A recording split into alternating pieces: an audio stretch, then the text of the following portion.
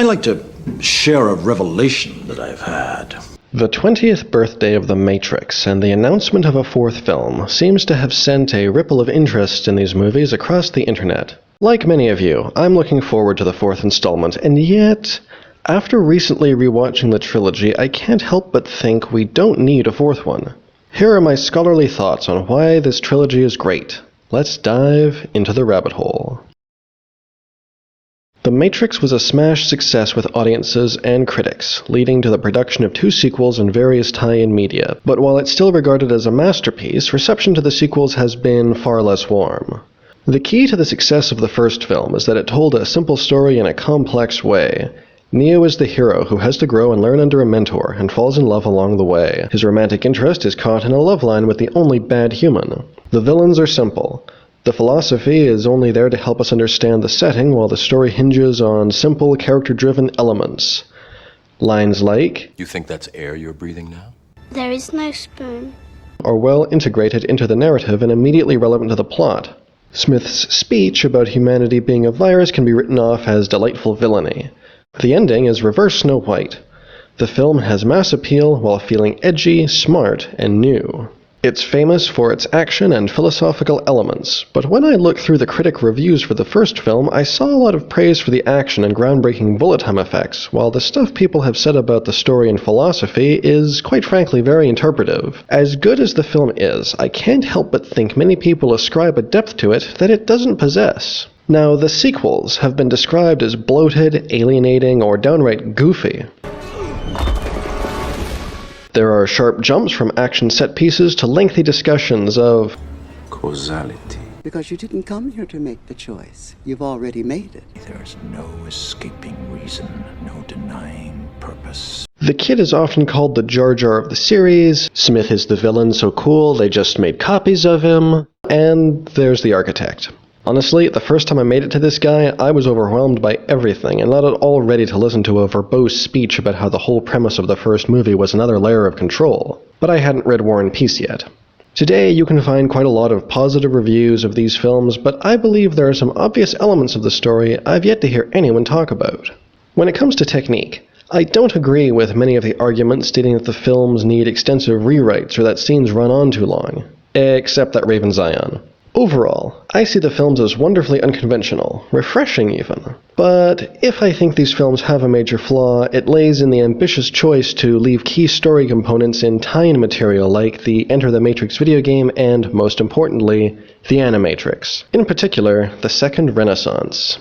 The Second Renaissance provides us with the backstory of the war. These shorts are the real beginning of the trilogy, putting us in touch with the mood that was hiding under the simplicity of the first film, because the humans in this short are, well, pretty terrible. And we see how they essentially taught their creations, the machines, to be even worse. May there be mercy on man and machine for their sins. This story of a rebellion that became a slave empire puts the burden of responsibility on both sides of the conflict and broadens the themes immensely, transforming the story from an action series into a science fiction epic with the condemnation of war among its central themes. But we'll get to that.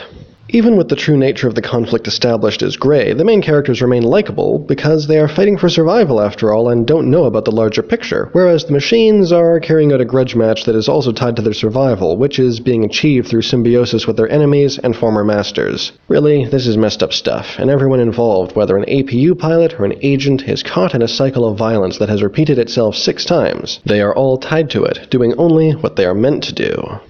The biggest spanner in the cycle is likely the Oracle. Based on what the architect says to her at the end and her conversation with Neo in Revolutions, where she says she wants an end to the war, it seems she has come to despise her role in the cycle and wants it to end, but that would not have been possible without Neo, being who he is. Oh, and I'd like to mention a popular theory that the Oracle gave Neo his 1 powers in this cookie, but as far as I know, there's no confirmation of that. However, she does tell him he'll need to make a choice, and this kicks off the real problem that he always faces. Choice. The problem is choice. Neo has to make a lot of them. Choosing to stay in the car and choosing to save Morpheus are the big ones in the first movie. In Reloaded, he rides a rail all the way to the architect, going from point A to B because, as the Merovingian puts it, You are here because you were sent here. You were told to come here and then you obeyed. Which is a great deconstruction of so many fantasy protagonists who do what their mentors tell them. So even if the Oracle hoped Neo would choose to not repeat the cycle, the whole matter rests on him. Once he chooses to save Trinity, everything is off the rails. The Matrix will inevitably crash as more people reject the program, and the machines will destroy Zion for the last time, ending the cycle with the extinction of the human race. The Oracle tells Neo she doesn't know if Zion can be saved, or how things will end, but, as she said in Reloaded, You've made a believer out of me. so, as Smith put it, it was happening exactly as before until that point. Well, not exactly. Just wait a second. We'll get to Hugo in a bit. It's obvious from the first film that Smith is different, not that programs and even other agents don't have personalities. Brown seems like a professional. He's gone. Jones is a bit more personal. Only human. These two agents, Thompson and Jackson, are punching the clock, but they do show limited amounts of emotion. Okay, not Jackson. Johnson is kind of smug and angry, although he does bother to talk with the Keymaker. You are no longer necessary. We do only what we're meant to do. Then you're meant for one more thing. Deletion. Guess he didn't get the memo about how the Keymaker still had to get the one to the source. Traces of anti-human sentiment from machines and programs are strewn throughout the series, like some kind of racist ideology. Your flesh is a relic. Only human. Only human. And the rage of Deus Ex Machina when Neo suggests that only he can stop Smith echoes of injured pride. All of which makes perfect sense when viewed in context of the Second Renaissance. You all look the same to me. Oops, wrong clip, but I can't help thinking that both sides are split along lines of species at this point. And on a side note, it's nice to have villains who are a credible threat to the heroes, especially when there are competing antagonists like the Exiles. What Morpheus says about agents remains true throughout the trilogy. Every single man or woman who has stood their ground, everyone who has fought an agent has died. Without Neo, the highway chase would have ended in disaster, as would the defense of Zion in the real world. Good thing the Chosen One was around. The little quirks of the agents and programs confirms what the Second Renaissance already showed, that machines are sentient with a will to live, but this larger picture remains outside our hero's scope. Until Neo meets the programs in the train station and is surprised to hear Ramachandra talk about love and karma and how he's trying to save his daughter from the machine system that has no use for her. He even tries, albeit in vain, to help Neo escape the station. While Cypher showed that humans aren't all good and the trouble in Zion shows they are not always united, this scene establishes that programs aren't all bad. Suddenly, Neo has discovered the nuance of the larger story by finding a side of the machines he never knew was possible, and soon the fate of both worlds will be in his hands or in Smith's, and he'll need help. He needs all our help. Throughout the films, Neo reaches key junctions where he makes choices based on the belief that he's doing what is right. I have to take one of the ships. Because I believe in something. What? I believe I can bring him back. Then receives help from others because of their faith in him. He can take mine. Listen, after being on that ship and seeing Neo do the things he can do, I gotta say, I'm starting to believe him too. Why did you allow the Nebuchadnezzar to leave? Because I believe our survival depends on more than how many ships we have. I believe in him. But I do know that as long as there is a single breath in his body, he will not give up. And yes, this does hit the Neo is Kung Fu Jesus button really hard. His costume in the sequels is even reminiscent of the Catholic priest robe minus the white collar. And I realize there's a frequent complaint about the symbology being overbearing. Personally, I applaud this creative choice. Granted, it does mean the audience isn't as free to interpret the meaning of the films, taking away one of the main pillars of the first movie, which has been embraced by everyone from casual cinema-goers to activists and conspiracy theorists. But a lack of ambiguity in the sequels allows the trilogy to make its statements boldly. I think the depiction of faith in these films is compelling because faith is treated as something difficult. Characters like Roland and especially Locke, who don't believe in the prophecy, or in Neo, are depicted as competent, effective, and heroic in their own right, and the story builds its biggest twist around how those with power can manipulate others via their faith, i.e., the machines and their repeating cycle of messiahs. Morpheus' whole character arc is about having his faith challenged. The One was never meant to end anything. It was all another system of control. I don't believe that. But you said it yourself. How can the prophecy be true if the war isn't over? And possibly even destroyed for a time, which would explain that worried, vulnerable look he has throughout the third movie, and his trust in Neo becomes something built on friendship. Storytelling like this provides depth to an otherwise simplistic allegory by grounding it with real-world logic, making the payoffs that much more rewarding. But back to Neo's arc. Once again, it's all about choice, and how if he can't understand why he makes a choice, he can't see past it. And his last choice is whether or not to go to the Machine City. He knows that he has to go, but because he doesn't understand the choice, he can't see past what will happen once he arrives. He is a blind messiah. Blind Messiah. Up to this point, Smith seems a bit pointless. Sure, he's a threat to the main characters, and he's very entertaining, but he doesn't seem to figure into the survival of Zion. The Oracle is the only one who seems very concerned about him, and tells Neo that Smith may be the end for all of them. He won't stop until there's nothing left at all. But it is not until they are attacked by Smith during the flight to the Machine City that it really sinks in. Oh yes, Mr. Anderson. It can't be.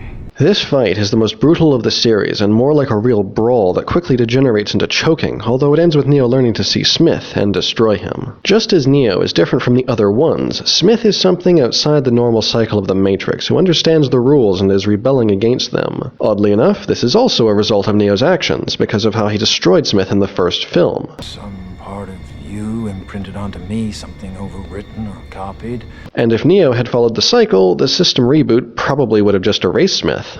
Smith is the greater scope villain, beyond the human-machine war, and has the ability to enter the real world through the machines, as Neo implies, or even into a human like some kind of demon. Seriously, no one is safe from this guy.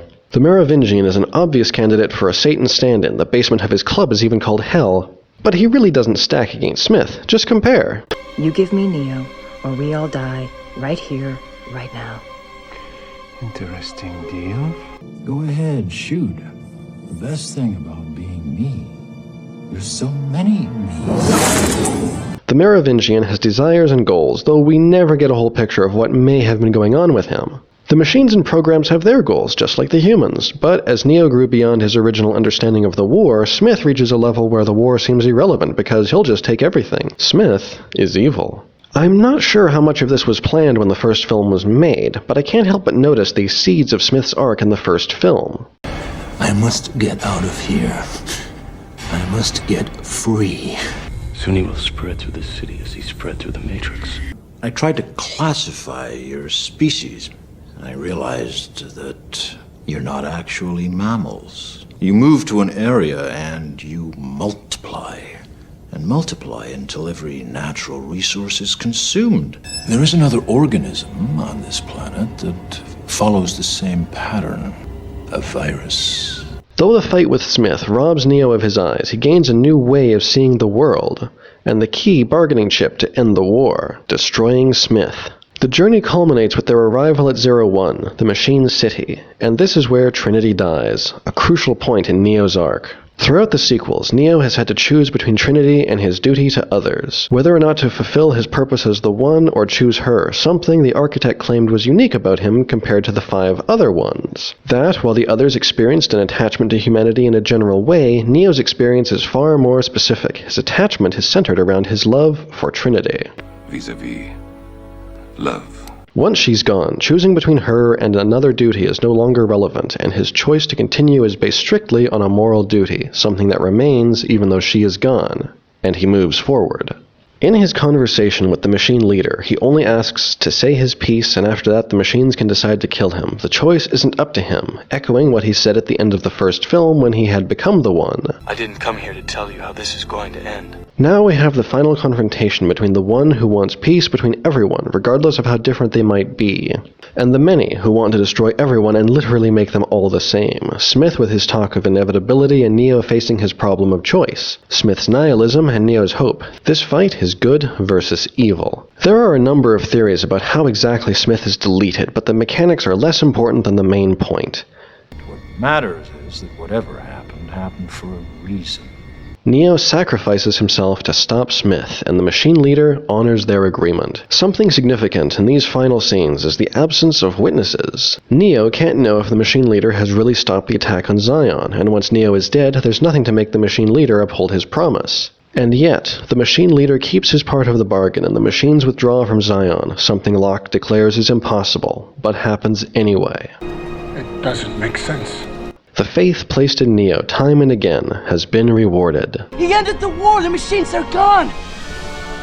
I have imagined this moment for so long. Is this real? Neo, wherever you are. Thank you.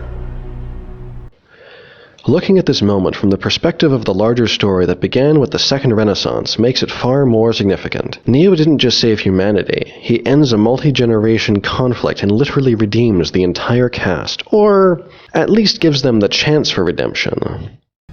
Just how long do you think this peace is going to last? As long as it can. Where we go from there is a choice I leave to you.